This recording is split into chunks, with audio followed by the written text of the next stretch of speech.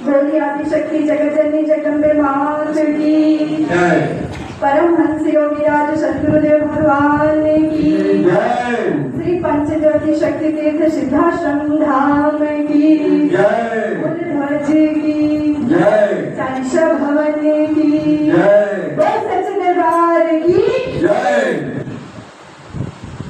यहाँ उपस्थित आप समस्त माँ भक्तों को शारदा जय माता की जय गुरु।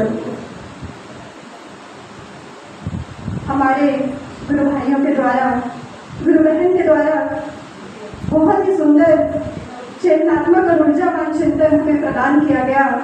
यदि हम श्रवण करते हैं तो नौधा भक्ति की पहली जो क्रम बताया गया है उसमें श्रवण को बताया गया है। कुछ लोग बैठे भी रहते हैं आदिशक्ति जगत जननी जगदम्बा के समक्ष बैठने का सौभाग्य तो प्राप्त कर लेते हैं, लेकिन वहां की ऊर्जा क्या है उसको नहीं प्राप्त कर पाते। कोई बात नहीं, पहली बार हम जब आते हैं तो यही मन में बहुत सारे प्रश्न रहते हैं कि लोग क्या कर रहे हैं, किस चीज के बारे में इतना बोल रहे हैं। तो हम जिसकी पूजा अभी कर रहे हैं वो आदिशक्ति जगत जननी जगदम्बा है, जो अनंत लता की जननी है, जिनसे समस्त संसार आज संचालित हो रहा है, जिनकी इच्छा मात्र से ही संसार में प्रलय और सृजन संभव हो जाता है। ऐसी आदिशक्ति जगत जननी माँ जगदम्बा जी का यह दिव्य अनुष्ठान आपके ग्राम का नाम ही देखिए, गोपालपुर है। नाम पर ही ध्यान दीजिएगा, जहां तक मेरी आवाज जा रही है गांव का नाम ही गोपाल से शुरू हो रहा है। तो यहाँ के जितने भी प्रतिष्ठित लोग हैं, सरपंच हैं, पंच हैं, मैं आप सभी से भगवती मानव कल्याण संगठन तहसील शाखा डबना की ओर से आपसे निवेदन करती हूँ कि आप अपने गांव को नशा मुक्त करने का आज एक संकल्प ले लीजिए। जिस गांव का नाम भगवान कृष्ण के नाम पर रखा हो वहां समाज को जहर पिलाया जाए, भगवान श्री कृष्ण कभी खुश नहीं होंगे। परम पूज्य गुरुदेव भगवान जी के द्वारा हर घर में मंदिर बनाने के लिए, माँ में बनाने के लिए, पूरे समाज से अनिति अन्याय अधर्म को अश्लीलता को समाप्त करने के लिए यह क्रम समाज को दिया गया है। अभी हमारे गुरु भाई काजू सिराज जी ने बताया कि मानव की केवल 3 कर्तव्य है, धर्म रक्षा, राष्ट्र रक्षा, मानवता की सेवा। अब हम सोचेंगे कि इतना बड़ा देश है, मैं अकेले कैसे रक्षा कर सकता हूँ। हर किसी को सीमा सरहद पर जाने की जरूरत नहीं। आप अपने घर पर बैठकर अपने कर्म को पूरी निष्ठा ईमानदारी से करिए। चाहे आप किसी भी क्षेत्र में मजदूर हैं, किसान हैं, डॉक्टर हैं, इंजीनियर हैं, टीचर हैं, किसी भी क्षेत्र से संबंधित हैं, आप अपने कर्म को निष्ठा और ईमानदारी से करना शुरू कर दीजिए। राष्ट्र रक्षा वहीं से शुरू हो जाती है। मानवता की सेवा करने के लिए आज तो पड़ोसी ही पड़ोसी को नहीं देख रहा है, भाई दूसरे भाई को नहीं देख रहा। ऐसे स्वार्थकर्ता के युग में हमारे गुरुवर जी के द्वारा जन जन के कल्याण की बात कही जा रही है।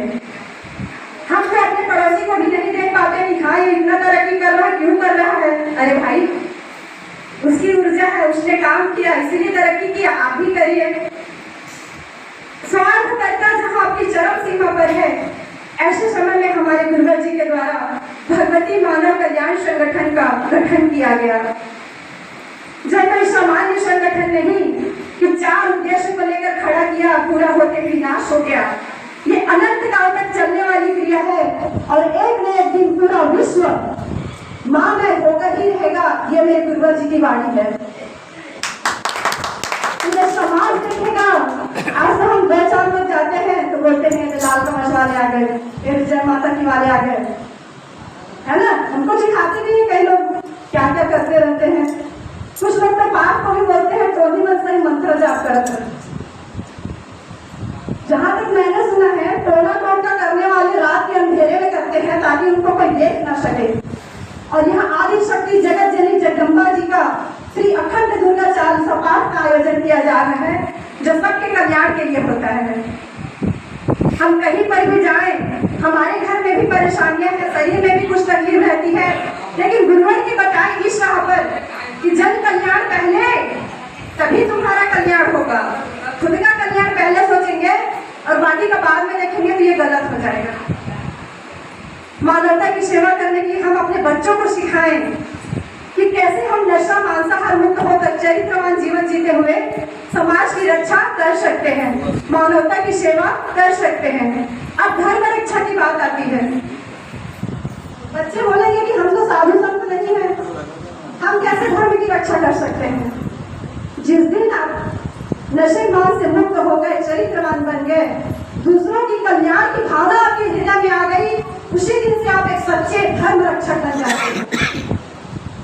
हमारे गुरुवर जी के द्वारा संगठन के हर एक व्यक्ति को यही पाठ पढ़ाया जा रहा है। जो जितना इसमें अपना सहयोग दे सकेगा, योगदान दे सकेगा, वह उतना ही आगे जाएगा। जैसे कक्षा में हम सब बच्चों को एक साथ पढ़ाते हैं, लेकिन जो बच्चा ध्यान से सुनता है वही अव्वल ला पाता है, प्रथम स्थान प्राप्त कर पाता है।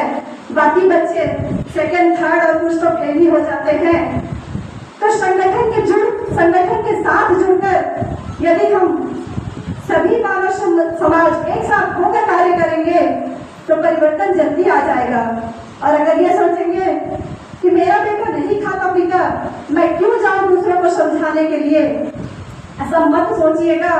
अगर यह भाव भी आपके अंदर है तो आप कहीं न कहीं अपने लिए ही गलत कर रहे हैं। हमारा बच्चा आज नहीं तो कल घर से बाहर निकलेगा, 4 लोगों के साथ उसका उठना बैठना होगा। अगर सोचिए, आप ये सोच के घर में बैठे हैं कि मेरा बच्चा तो चरित्रवान है, मेरा बच्चा नशेबाज से मुक्त है, मैं पड़ोसी के बच्चे को सिखाने क्यों जाऊं, अपने मान सम्मान की रक्षा के लिए मैं उसके घर पर क्यों जाऊं बोलने के लिए, अगर ये भाव हम रखते हैं तो गुरुवर जी के सच्चे शिष्य नहीं बच सकते हैं। सदगुरुदेव भगवान जी के द्वारा ऐसे ऐसे आशीर्वाद हमें दिए जा रहे हैं जिनको प्राप्त करना मान करें उनके अनुसार तो बहुत आसान है, नहीं तो बहुत कठिन है। एक योगी राज श्री शक्ति पुत्र ऋषि को अपने गुरु के रूप में प्राप्त करना हम सब के लिए बहुत बड़े सौभाग्य की बात है।